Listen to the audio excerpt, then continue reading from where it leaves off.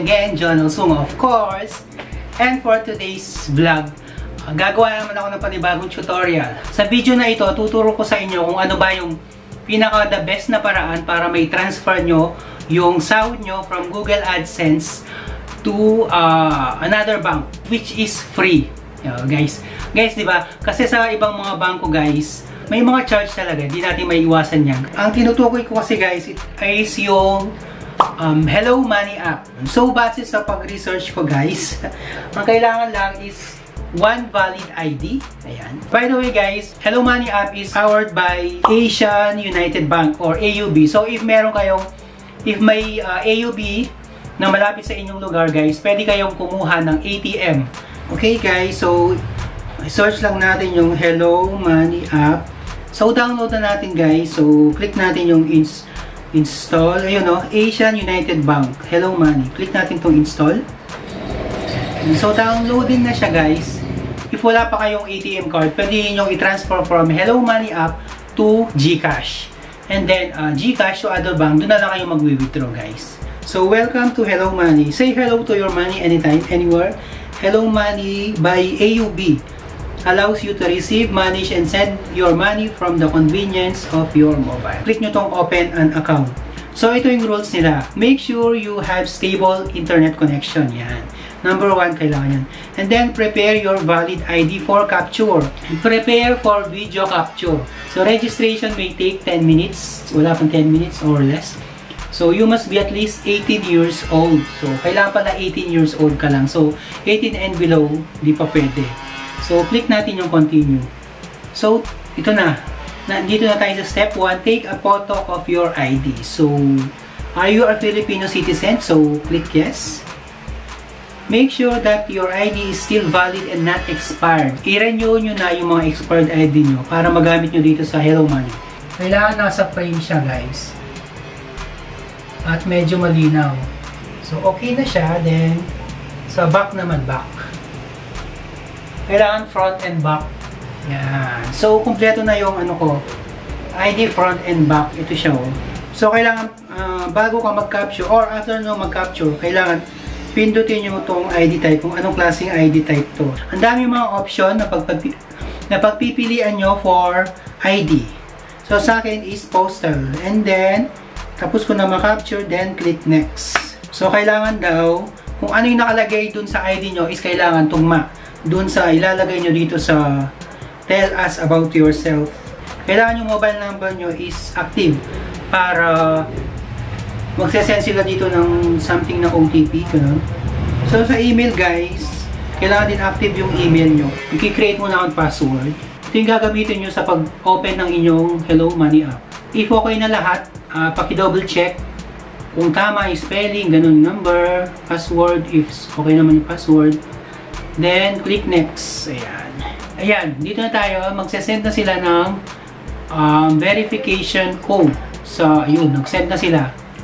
So, if na-send na sila ng verification code dun sa number na binigay mo, i-register mo, just click verify.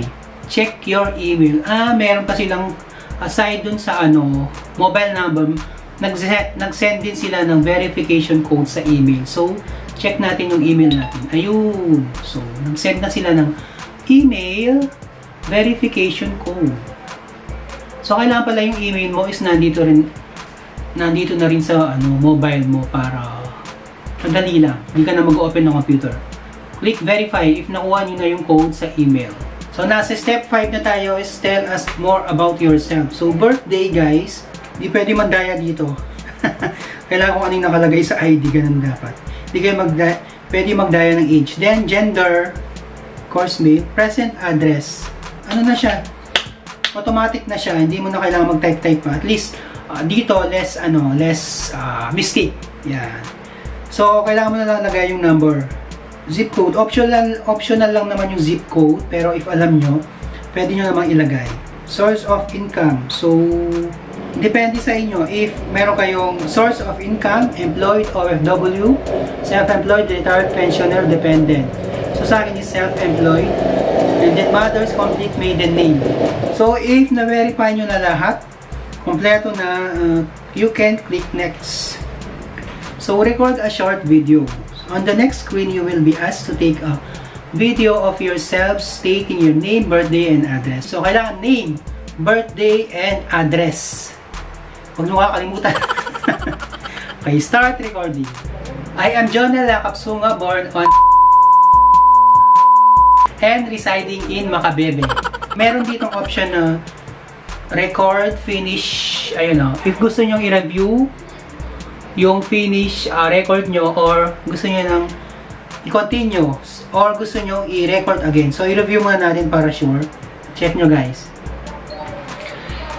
I am Jonel Lacapsunga, born on and residing in Macabebe. Okay na siya. So, ganun lang kadali. Meron naman siyang kumbaga merong skit sa taas. Hindi ka na mahihirapan kahit magbabasahin mo na lang. Ang kailangan mo na lang gawin sa record. So, click ko na itong continue. Okay na to. So, last step. Sign here. Meron pala siyang signature. Okay. Okay. Hand signature. So, kailangan medyo maayos. Click done if tapos na kayo mag-sign. Ang cute na signature ko. Sa akin kasi guys, nakita ko lang to sa mga GC, sa group. Kumbaga sinasuggest nila itong Hello Money app, wala daw bayad kapag kukuha ka ng pera sa Google AdSense. So, I accept and agree with the terms and condition. Click, check nyo lang, then click submit. Ayan na, malapit na konting kembot na lang, makakapag-sign in na ako. So, finish na. Ganun na kadali guys. Wala pang 10 minutes. Tama nga, wala pang 10 minutes. Ayan o. Finish na daw. Kailangan pa daw ng approval ng mismong AUB, ng mismong application within 24 hours if lahat ng mga sinabit mong requirements like ID, video recording, and lahat ng mga info mo is approved sa kanila. So, ayan na guys. This video, okay na tayo sa tutorial sa mga beginners kapag nakapag-download na kayo ng Hello Money app. So hopefully guys, nakatulong tong short video ko na ito kung paano nga ba tayo kumbaga makakatipid or for our convenience. Yan ang tamang term. For our convenience na magkaroon na tayo ng online mobile banking app. Thank you very much for watching my video and hope to see you again sa aking next video. Ito pa rin si Jonel. Bye!